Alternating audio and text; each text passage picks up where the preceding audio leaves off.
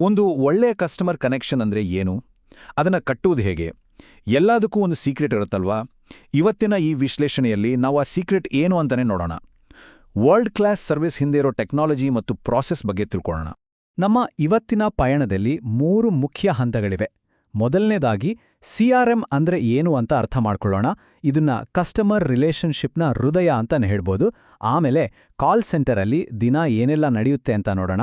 ಕೊನೆಗೆ ಇದೆಲ್ಲ ಸಾಧ್ಯ ಆಗೋಕೆ ಬೇಕಾದ ಡಿಜಿಟಲ್ ಟೂಲ್ಸ್ ಯಾವುದು ಅಂತ ತಿಳ್ಕೊಳ್ಳೋಣ.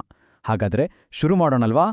ಮೊದಲನೇ ಸೆಕ್ಷನ್ CRM ಬಗ್ಗೆ ಅರ್ಥ ಮಾಡ್ಕೊಳ್ಳೋಣ. ನೋಡಿ, ಯಾವುದೇ ಒಂದು ಯಶಸ್ವಿ ಕಸ್ಟಮರ್ ಇಂಟರಾಕ್ಷನ್ ಹಿಂದೆ ಒಂದು ಪವರ್ಫುಲ್ ಸಿಸ್ಟಮ್ ಇದ್ದೇ ಇರುತ್ತೆ. ಆ ಸಿಸ್ಟಮ್ ಯಾವುದು? ಬನ್ನಿ ನೋಡೋಣ. ಈ ಪ್ರಶ್ನೆ ಬಗ್ಗೆ ಸ್ವಲ್ಪ ಯೋಚನೆ ಮಾಡಿ. ಇದಕ್ಕೆ ಉತ್ತರ ಸಿಕ್ಕರೆ, ಒಬ್ಬ ಕಸ್ಟಮರ್ ನಮ್ಮನ್ನ ಎಷ್ಟೇ ಸಾರಿ ಕಾಂಟ್ಯಾಕ್ಟ್ ಮಾಡಿದ್ರೂ ಪ್ರತಿ ಸಲನೂ ಅವರು ಹೊಸಬ್ರು ಅನ್ನೋ ಫೀಲ್ ಬರೋದಿಲ್ಲ. ಬದಲಿಗೆ, ಓ, ಇವ್ರಿಗೆ ನಾನ್ ನೆನ್ಪಿದ್ದೇನೆ, ನಂಗಿಲ್ ಬೆಲೆ ಇದೆ ಅಂತ ಅನ್ಸೋ ಹಾಗೆ ಮಾಡ್ಬೋದು. CRM ಅಂದ್ರೆ ಅದನ್ನ ಒಂದು ಕಂಪನಿಯ ಕಾಮನ್ ಬ್ರೇನ್ ಅಂತ ಅನ್ಕೋಬೋದು. ಅಂದ್ರೆ ಒಬ್ಬ ಕಸ್ಟಮರ್ನ ಪ್ರತಿಯೊಂದು ಮಾತುಕತೆ, ಅವ್ರೇನ್ ಖರೀದಿ ಮಾಡಿದ್ರು, ಅವರ ಇಷ್ಟ ಕಷ್ಟಗಳು ಎಲ್ಲವನ್ನೂ ಇದು ನೆನ್ಪಿಟ್ಕೊಡುತ್ತೆ. ಇದರ ದೊಡ್ಡ ಉಪಯೋಗ ಏನ್ ಗೊತ್ತಾ? ಇವತ್ತು ಒಬ್ಬ ಏಜೆಂಟ್ ಜೊತೆ ಮಾತಾಡಿ ನಾಳೆ ಇನ್ನೊಬ್ಬರ ಜೊತೆ ಚಾಟ್ ಮಾಡಿದ್ರು ಕನ್ವರ್ಸೇಷನ್ ಎಲ್ಲಿ ನಿಂತಿತ್ತೋ ಅಲ್ಲಿಂದನೇ ಶುರುವಾಗುತ್ತೆ. ಮತ್ತೆ ಅದೇ ಹೇಳೋದು ತಪ್ಪುತ್ತೆ. ಯಾವುದೇ ಗೊಂದಲ ಇರಲ್ಲ. ಒಟ್ನಲ್ಲಿ ಒಂದು ಸ್ಮೂತ್ ಎಕ್ಸ್ಪೀರಿಯನ್ಸ್ ಸಿಗುತ್ತೆ. ಹಾಗಾದ್ರೆ ಈ CRM ಯಾಕಿಷ್ಟು ಇಂಪಾರ್ಟೆಂಟ್? ಯಾಕಂದ್ರೆ ಇದು ಎರಡೂ ಕಡೆಗೂ ಲಾಭ ಕೊಡುತ್ತೆ. ಒಂದು, ನಮ್ಮ ಟೀಮ್ಗೆ ಎಲ್ಲ ಡೇಟಾ ಒಂದೇ ಕಡೆ ಸಿಕ್ಕೋದ್ರಿಂದ ಅವರ ಕೆಲಸ ಸುಲಭ ಆಗತ್ತೆ, ಸ್ಪೀಡ್ ಆಗತ್ತೆ.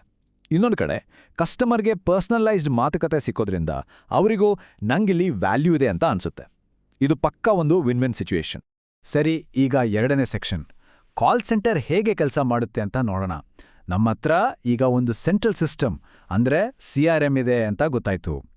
ಈಗ ಆ ಸಿಸ್ಟಮ್ ದಿನನಿತ್ಯದ ಮಾತುಕತೆಗಳಲ್ಲಿ ಹೇಗೆ ಬಳಕೆಯಾಗುತ್ತೆ ಅಂತ ನೋಡೋಣ ಬನ್ನಿ. ಕಾಲ್ ಸೆಂಟರಲ್ಲಿ ಕಮ್ಯುನಿಕೇಷನ್ 2 ಥರ. ಒಂದು ಇನ್ಬೌಂಡ್, ಇನ್ನೊಂದು ಔಟ್ಬೌಂಡ್. ಇನ್ಬೌಂಡ್ ಅಂದ್ರೆ ಕಸ್ಟಮರ್ಸ್ ನಮಗೆ ಕಾಲ್ ಮಾಡೋದು, ಏನಾದರೂ ಸಮಸ್ಯೆ ಇದ್ರೆ ಅಥವಾ ಪ್ರಶ್ನೆ ಕೇಳೋಕೆ. ಔಟ್ಬೌಂಡ್ ಅಂದ್ರೆ ನಾವೇ ಕಸ್ಟಮರ್ಗೆ ಕಾಲ್ ಮಾಡೋದು, ಸೇಲ್ಸ್ ಬಗ್ಗೆ ಮಾತಾಡೋಕೆ ಅಥವಾ ಏನಾದರೂ ಮಾಹಿತಿ ಕೊಡೋಕೆ. ಸಿಂಪಲ್ ಅಲ್ವಾ?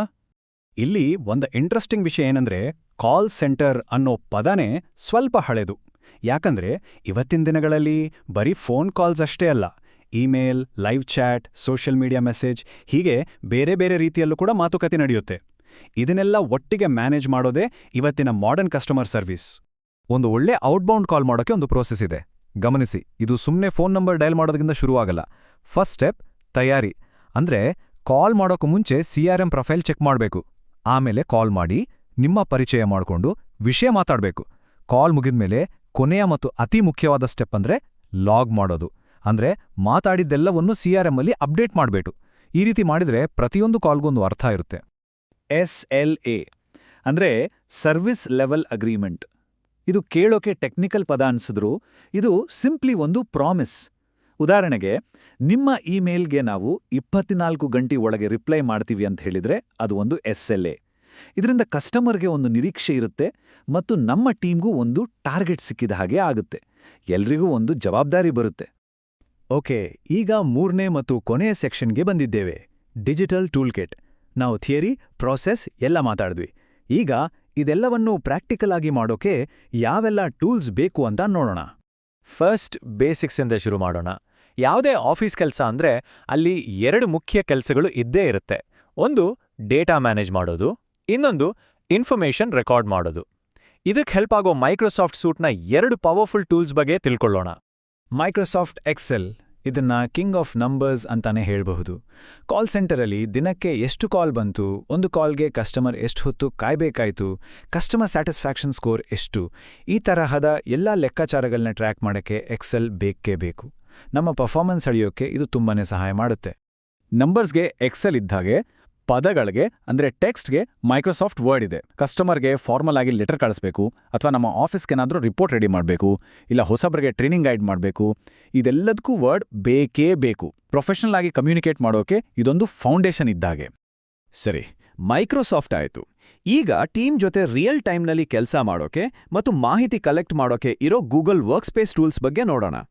ಗೂಗಲ್ ಡಾಕ್ಸ್, ಇದನ್ನ ಮೈಕ್ರೋಸಾಫ್ಟ್ ವರ್ಡ್ನ ಕೊಲಾಬೊರೇಟಿವ್ ಟ್ವಿನ್ ಅಂತ ಅನ್ಕೋಬಹುದು. ಅಂದ್ರೆ ಒಂದೇ ಡಾಕ್ಯುಮೆಂಟ್ ಮೇಲೆ ಇಡೀ ಟೀಮ್ ಒಟ್ಟಿಗೆ ಕೆಲಸ ಮಾಡ್ಬೋದು. ಉದಾಹರಣೆಗೆ ಒಂದು ಹೊಸ ಕಾಲ್ ಸ್ಕ್ರಿಪ್ಟ್ ರೆಡಿ ಮಾಡ್ತಿದ್ದೀರಿ ಅನ್ಕೊಳ್ಳಿ. ಎಲ್ಲರೂ ಒಂದೇ ಸಮಯದಲ್ಲಿ ತಮ್ಮ ತಮ್ಮ ಐಡಿಯಾಗಳನ್ನ ಅಲ್ಲೇ ಟೈಪ್ ಮಾಡ್ಬೋದು. ಇದರಿಂದ ಕೆಲ್ಸ ಫಟಾಫಟ್ ಅಂತ ಆಗುತ್ತೆ. Google forms. ತುಂಬಾ ಜನರಿಂದ ಒಂದೇ ಸಲ ಮಾಹಿತಿ ಬೇಕು ಅಂದ್ರೆ ಇದಕ್ಕಿಂತ ಬೆಸ್ಟ್ ಟೂಲ್ ಇಲ್ಲ. ಉದಾಹರಣೆಗೆ, ಒಬ್ಬ ಕಸ್ಟಮರ್ ಜೊತೆ ಮಾತಾಡಿದ ಮೇಲೆ ಅವರ ಫೀಡ್ಬ್ಯಾಕ್ ಹೇಳೋಕೆ ಅಥವಾ ನಮ್ಮ ಟೀಮ್ ಮೆಂಬರ್ಸ್ ಹತ್ರ ವೀಕ್ಲಿ ರಿಪೋರ್ಟ್ ತಗೊಳ್ಳೋಕೆ ಗೂಗಲ್ ಫಾರ್ಮ್ಸ್ ಬಳಸ್ಬೋದು. ಎಲ್ಲ ಉತ್ತರಗಳು ಒಂದೇ ಕಡೆ ನೀಟಾಗಿ ಸೇವ್ ಆಗುತ್ತೆ. ಹಾಗಾದ್ರೆ ಇದನ್ನೆಲ್ಲ ಒಟ್ಟಿಗೆ ನೋಡೋದಾದ್ರೆ ಸಿಂಪಲ್ ಆಗಿ ಹೀಗೆ ಹೇಳ್ಬೋದು: ಡೇಟಾ, ನಂಬರ್ಸ್ ಮತ್ತು ಫಾರ್ಮಲ್ ಡಾಕ್ಯುಮೆಂಟ್ಸ್. ಇದಕ್ಕೆ ಮೈಕ್ರೋಸಾಫ್ಟ್ ಟೂಲ್ಸ್. ಟೀಮ್ ಜೊತೆ ಒಟ್ಟಿಗೆ ಕೆಲಸ ಮಾಡೋಕೆ, ಫಾಸ್ಟಾಗಿ ಫೀಡ್ಬ್ಯಾಕ್ ತಗೊಳ್ಳೋಕೆ ಇದಕ್ಕೆ ಗೂಗಲ್ ಟೂಲ್ಸ್. ಅಂದ್ರೆ ಸರಿಯಾದ ಕೆಲಸಕ್ಕೆ ಸರಿಯಾದ ಟೂಲ್ ಬಳಸೋದು ತುಂಬಾನೇ ಮುಖ್ಯ. ಸರಿ, ಈಗ ಫೈನಲ್ ಸೆಕ್ಷನ್, ಕನ್ಕ್ಲೂಷನ್. ನಾವು ಕಾನ್ಸೆಪ್ಟ್, ಪ್ರಾಸೆಸ್, ಟೂಲ್ಸ್ ಅಂತ ಎಲ್ಲವನ್ನೂ ನೋಡಿದ್ವಿ. ಈಗ ಇದೆಲ್ಲವನ್ನೂ ಒಟ್ಟಿಗೆ ಸೇರಿಸಿ ಇದರಿಂದ ಕಲಿಬೇಕಾದ ಮುಖ್ಯ ಅಂಶಗಳು ಯಾವುದು ಅಂತ ನೋಡೋಣ. ನೋಡಿ, ಈ 3 ಪಿಲ್ಲರ್ಸ್ ನೆನ್ಪಿಟ್ಕೊಳ್ಳಿ. ಒಂದು ಸೆಂಟ್ರಲ್ ಸಿಸ್ಟಮ್ ಅಂದ್ರೆ CRM, ಎರಡನೇದ್ದು ಒಂದು ಕ್ಲಿಯರ್ ಪ್ರಾಸೆಸ್ ಮತ್ತು ಮೂರನೇದ್ದು ಪವರ್ಫುಲ್ ಟೂಲ್ಸ್. ಇವು 3 ಸೇರಿದಾಗ ಮಾತ್ರ ಯಶಸ್ಸಿಗೆ ಒಂದು ಒಳ್ಳೆ ಫ್ರೇಮ್ವರ್ಕ್ ಸಿಗುತ್ತೆ. ಕೊನೆಗೆ ಇದೆಲ್ಲದರ ಅರ್ಥ ಏನು? ನೋಡಿ, ಟೆಕ್ನಾಲಜಿ, ಪ್ರೊಸೆಸ್ ಇದೆಲ್ಲ ಒಂದು ಗಟ್ಟಿ ಅಡಿಪಾಯ ಅಷ್ಟೇ. ನಿಜವಾದ ಮ್ಯಾಜಿಕ್ ನಡೆಯೋದು ಆ ಅಡಿಪಾಯದ ಮೇಲೆ ಹೇಗೆ ನಾವು ಮಾನವೀಯ ಸಂಪರ್ಕಗಳನ್ನು ಬೆಸಿತೇವೆ ಅನ್ನೋದ್ರಲ್ಲೇ. ಹಾಗಾದ್ರೆ ಈ ಎಲ್ಲ ಟೂಲ್ಸ್ ಬಳಸಿ ಮುಂದಿನ ಒಂದು ಅಸಾಧಾರಣವಾದ ಕಸ್ಟಮರ್ ರಿಲೇಶನ್ಶಿಪ್ ಅನ್ನು ಹೇಗೆ ಕಟ್ಟಬಹುದು? ಯೋಚಿಸಬೇಕಾದ ವಿಷಯ.